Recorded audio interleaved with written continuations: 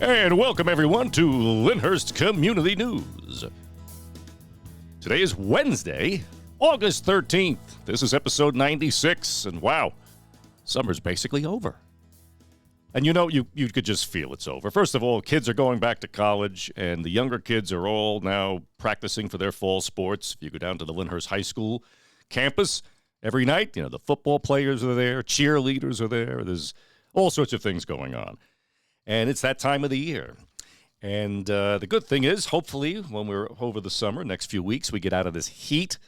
But I will say this, next week we're going to have some really cool nights, which is great.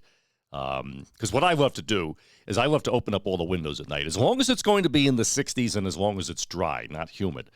I open the windows and I sleep like a baby because fresh air is wonderful. Then when I get up in the morning, the house is usually like 67 degrees. That's when I'll close the windows and lock in all of that cool. Now, it's easier for me. I've got a lot of shade around my house, lots of big trees. It's brick, it's old, it's thick, it's plaster walls. So all of those things hold the cold. But give it a try, especially now that our electric bills have gone up by exorbitant amounts. And I know everybody got a sticker shock when they got their bill in July. So I would just say to, do some different unique things. Open your windows at night, close them in the morning, and leave your air set so that if it does get very warm out, the air will kick on. But if it doesn't, if it's going to be a day where it's going to be in the low 80s, as long as you've trapped the cool in your house, and again, depending upon how much sun hits your house, you'll be fine. The air may not even go on. A couple of days last week, the air did not kick on at all. So, of course, you see it as the savings. You see the dollar signs every day that your air conditioner doesn't kick on. But again, it just depends upon what you feel comfortable with, and as long as there's no humidity. If it's dry, put the fans on. And if you have a basement, go down in the basement. That's what I do. I watch TV down there, obviously. I have a kitchen down there. And that's what everybody did before air conditioning. They had their summer kitchens because the basement was the coolest part of the house. So if you want to be able to save on these electric bills, try to come up with some creative ways, and you'll definitely see the savings, because if we're going to keep the air on the way we did, let's say, last year or 5 years ago, these bills are just getting ridiculous. And I hope these energy policies change. We closed down 5 power plants, and then I think there was another one, too, a nuclear power plant. We closed them down. We used to create all of our own energy. We had more than we needed, so we exported it. But now we have to import it, and that's why these costs have gone up. Everybody blames PSE&G, but they're just the providers. So it's unfortunate, and I think we need to revisit a lot of these energy policies because it's just becoming to the point where people just can't afford to live in this state anymore. But anyway, all right, we've got some things to report, things going on, things coming up. So get ready to mark your calendars, and let's see what we got here coming up now. All right, I know this is last minute, and I do know that many of you don't listen to this until maybe the weekend, but tonight, August 13th, we have live music in the park. Shake, Rattle, and Soul. It's a free event brought to us by the Lyndhurst Police Emergency Squad. So join them for a night of rhythm, community fun, and squad outreach at this free concert. So that's going to be tonight. Now, August 20th, as well in the park, another free event. It's going to be Minecraft Movie Night. So the LPES is closing out the summer. By the way, LPES is Lyndhurst Police Emergency Squad. They are 100% volunteers. So they're closing out the summer with another family-friendly evening in the park featuring a Zumba demo from 7 to 8 p.m., followed by a screening of Minecraft Story Mode, which is approximately 1 hour and 40 minutes. It's a great way to enjoy the outdoors and engage with the squad.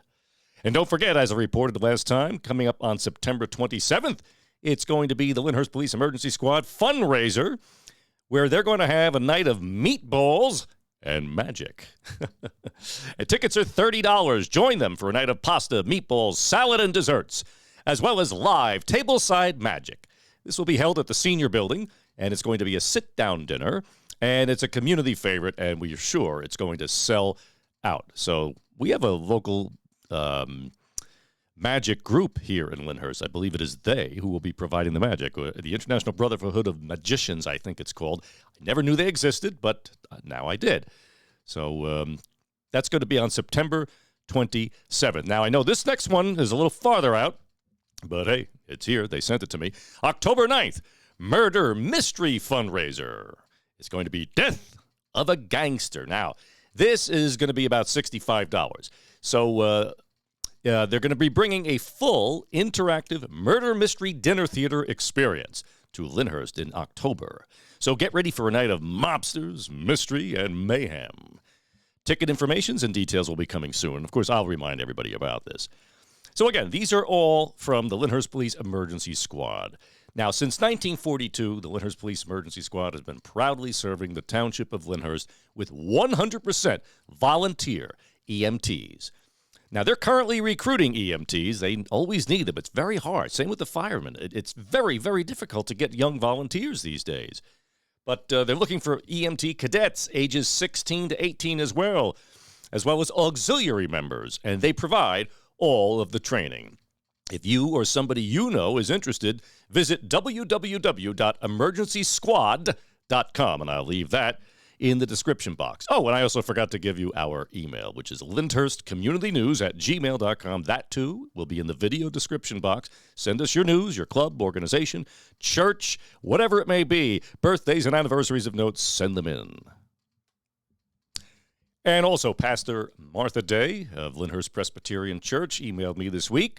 If you remember a couple of weeks ago, we talked to you about the United Presbyterian Church's outdoor inside concert, the inside lawn, and it said there will be air conditioning. And if you remember, I couldn't understand how they were going to provide that. Well, apparently, I just didn't understand what was originally being said. So it's actually going to be inside. So it's their annual free concert on the inside lawn is what it's called, but they refer... I took it as the lawn to the left, that nice little grassy lawn that leads down to the parsonage. So it's going to be inside. It's in their air-conditioned fellowship hall, which is handicap accessible.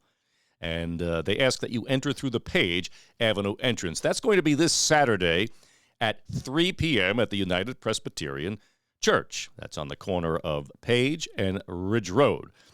The concert features the Foggy Minded Boys, Foggette's Family, and Friends. Lots of F's there. What about fun, too? Huh? There will be iced tea, water, and cookies that will be offered as well. Everyone is welcome. And again, Pastor Martha Day, thank you for sending that in. She hopes to see you all there.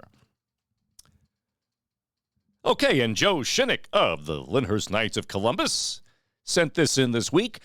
So the Lyndhurst Knights of Columbus are hosting their Silver Rose prayer service at Sacred Heart Church. That will be 7:30 on Tuesday, September 16th. It will be done in both English and in Spanish. So let me see here. He has a flyer. Let's get here.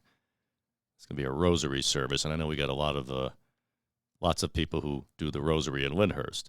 So let's see if there's any other information here. Silver Rose Prayer Service in honor of our Blessed Mother, Our Lady of Guadalupe. And that, again, will be at Sacred Heart Church, 7:30, September 16th. All from the Catholic community are welcome, so you don't have to go to Sacred Heart Church to be a part of this.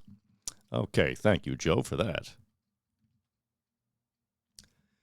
Okay, so one of our new annual traditions here in Lyndhurst will be the Lyndhurst Annual Antique Car Show. This is going to be the 4th annual antique car show.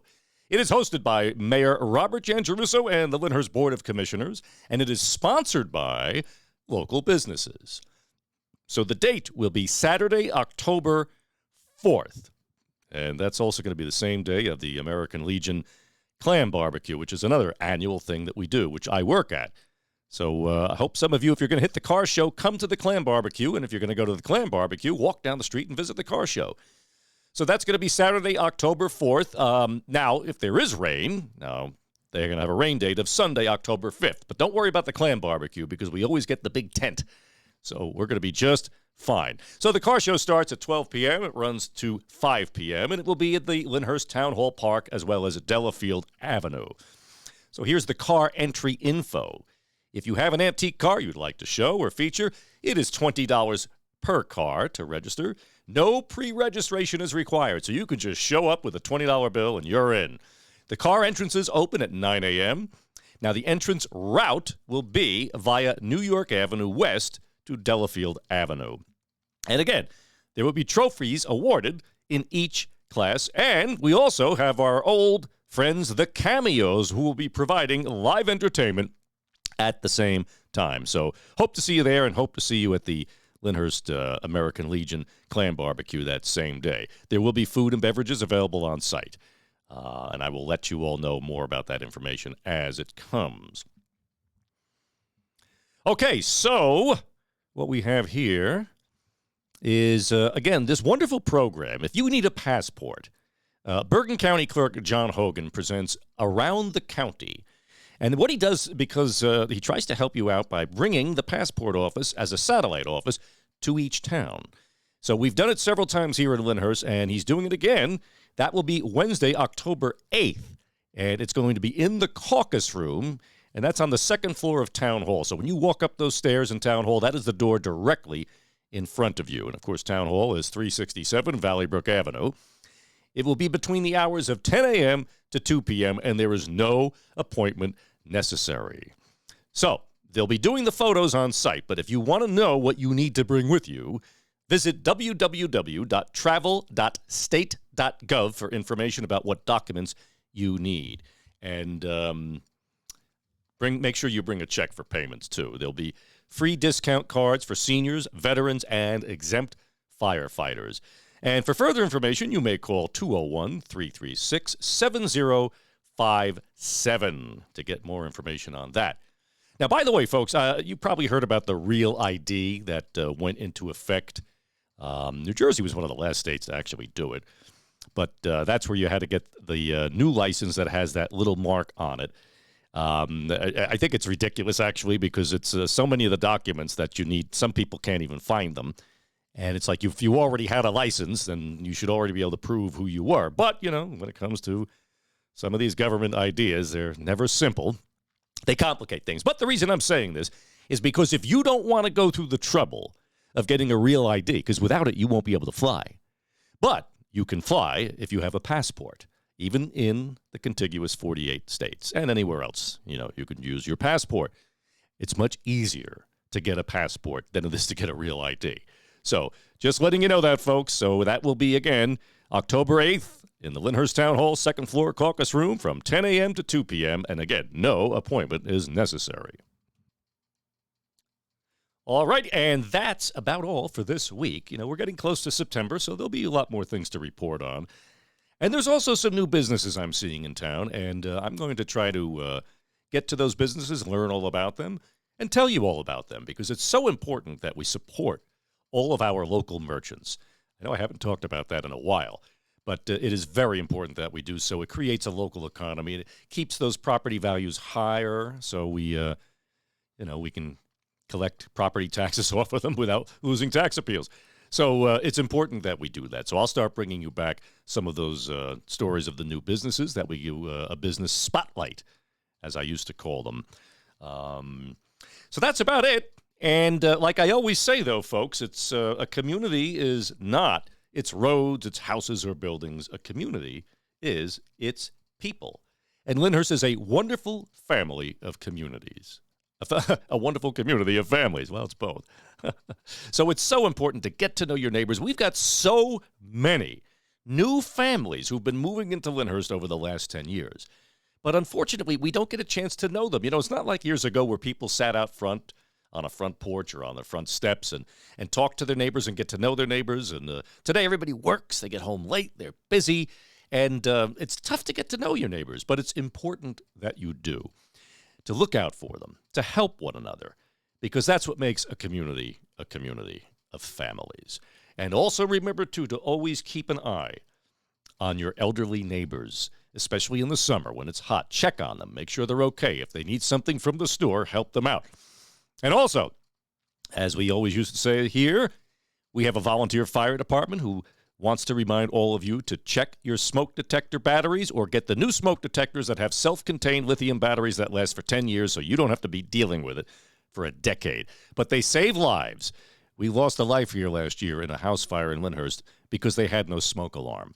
And yet the other fires that we've had, and we've had quite several house fires, thank God nobody else was hurt or killed. Thank God none of our volunteer firemen were hurt or killed. But make sure you support them. Support all of our volunteers. We have wonderful people, even all the town employees, great people. Support everybody. Let's keep this town moving forward and keeping it the wonderful family community that it always has been. So again, this is Brian Haggerty for Lyndhurst Community News. I wish you all a wonderful weekend, and I should be back here next week, news permitting. So in the meantime, God bless you all, and God bless our wonderful township.